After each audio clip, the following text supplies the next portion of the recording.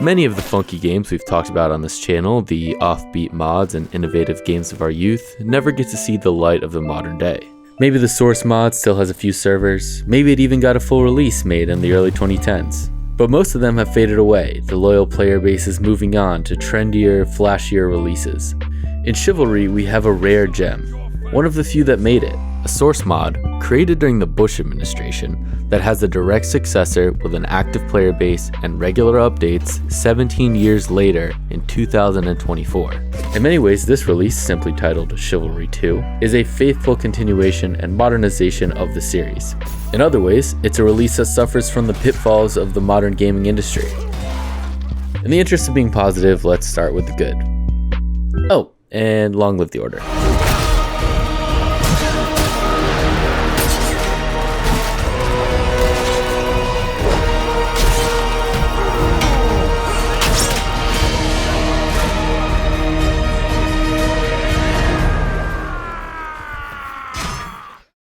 Mods are incredible. They're often made by one guy or a small team, and the unique humor, point of view, and vision of those individuals is perfectly crystallized in the end product.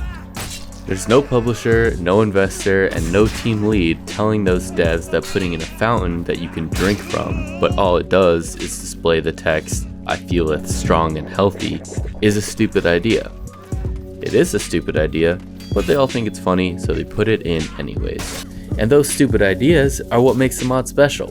But when money is on the line, these wonderful stupid ideas often get cut in favor of marketability and sensible business practices. Chivalry 2 does not fall victim to this trope and is honestly even more off the rails than the mod ever was. You can still pick up some poor player's missing head and chuck it at his buddy.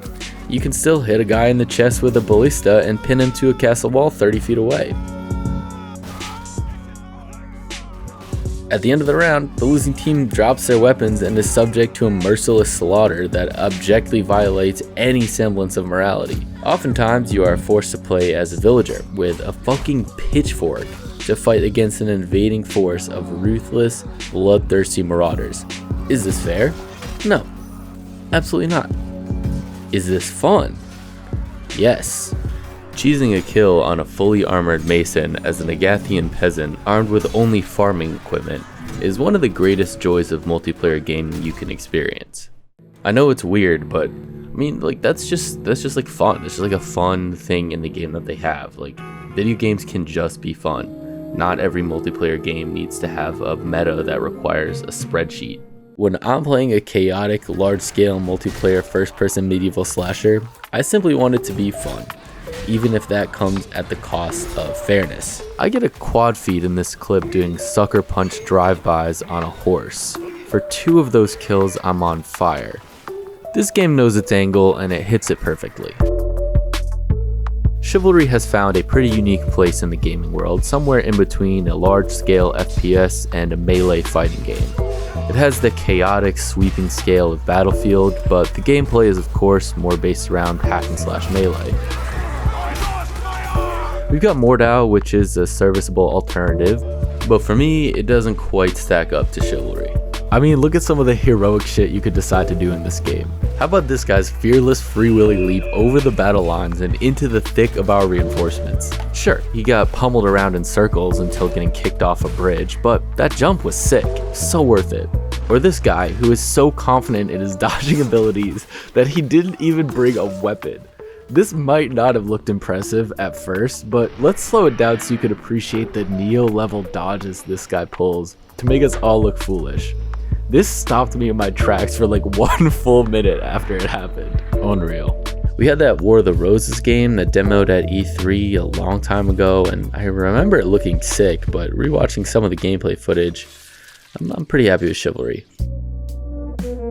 I love Immersion, it's right there on the tin. Multiplayer games that do those little things to make you feel like you're there in some way will always have my heart. And Chivalry 2 does this and more with a unique style of immersion that is really unmatched in my opinion.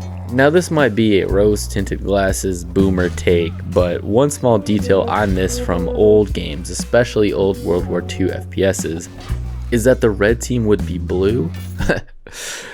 Sorry. is that the red team would be red and the blue team would be blue.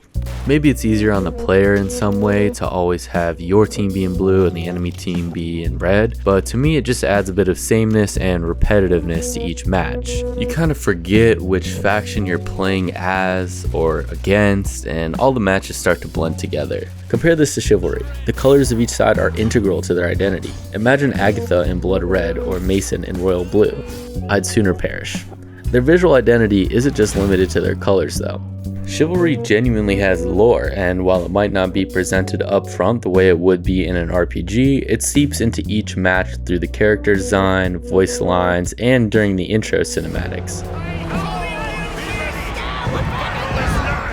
This helps you feel more like a knight fighting for your life and land and not just some guy playing another match of another game.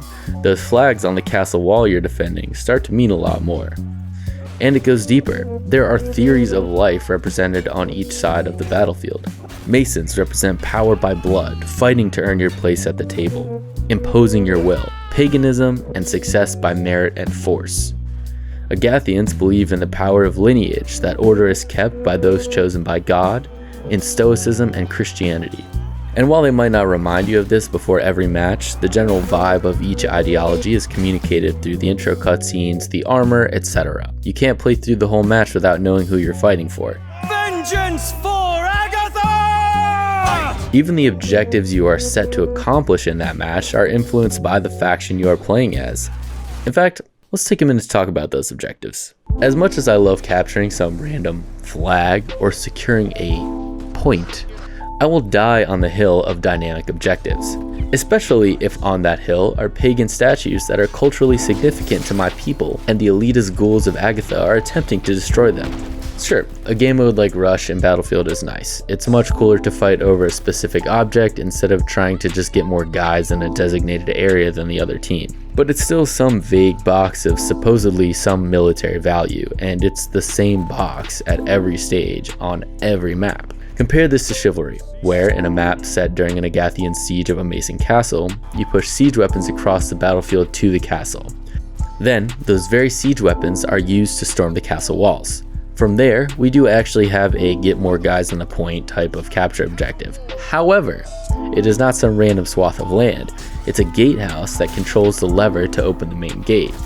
There is a concrete, tangible thing that your team is trying to accomplish by capturing this point that is integral to your physical progression through the map. Once the gate has been opened, the Agathians escort the siege weapons through various parts of the city up to the keep, capturing another area before the final objective, which is to kill the heir to the Mason Order throne. And this isn't some NPC walking around. The highest scoring player on the defending Mason team is chosen to be the heir and is spawned with more health and a unique look. The match quickly descends into a ruthless brawl in the throne room, as waves of bloodthirsty Agathians try to crash through a fearless Mason line trying to protect their leader. Apart from being incredibly immersive, these unique and dynamic objectives keep everyone on their toes. The terrain you're battling over changes constantly from objective to objective, and one strategy or class that proved extremely useful in accomplishing the previous objective might not be as helpful in the next one. Archers, for example, are extremely helpful in the pitched battle over the final capture area of Rudhelm, the map we've been talking about. But once you enter the cramped and chaotic fight inside the throne room, an archer has nothing but stat padding for the other team. And everything we've just talked about is literally one map. Sure, that's not the only castle wall you're going to storm in this medieval fighting game, but there's an impressive variety of objectives, and it's something that, for the most part, the devs have not gotten lazy with. These dynamic objectives offer fresher gameplay for longer, they offer opportunities for unique, think-on-your-feet strategies to catch the enemy off guard, and most importantly, they pull you into the world of the game much better. It's so much easier to get lost in the game this way. The voiceover adds the cherry on top, often explaining exactly why you're doing a given thing. Now I want to take a moment to talk about storytelling in multiplayer games. Every game does it a little bit. If you're the terrorists in Counter-Strike, you wear a ski mask and you try to blow shit up. If you're the counter-terrorists, you wear tactical gear and you try to stop them. This is pretty rudimentary, but it is storytelling. You're adding detail and character not truly necessary for gameplay in order to add some immersion. Unfortunately, outside of giving unique visual styles to different multiplayer factions, games haven't done too much experimenting in this realm.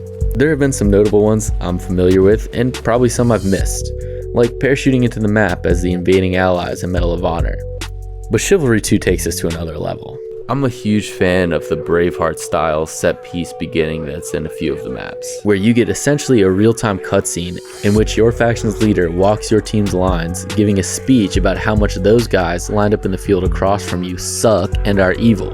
At the conclusion of this pep talk, both sides charge each other head on in what is genuinely a very intense moment. This is also how every team deathmatch starts. It's fucking awesome. This is the kind of storytelling fanfare I'm looking for in games. These little moments that add some character and immersion to help us players in our suspension of disbelief.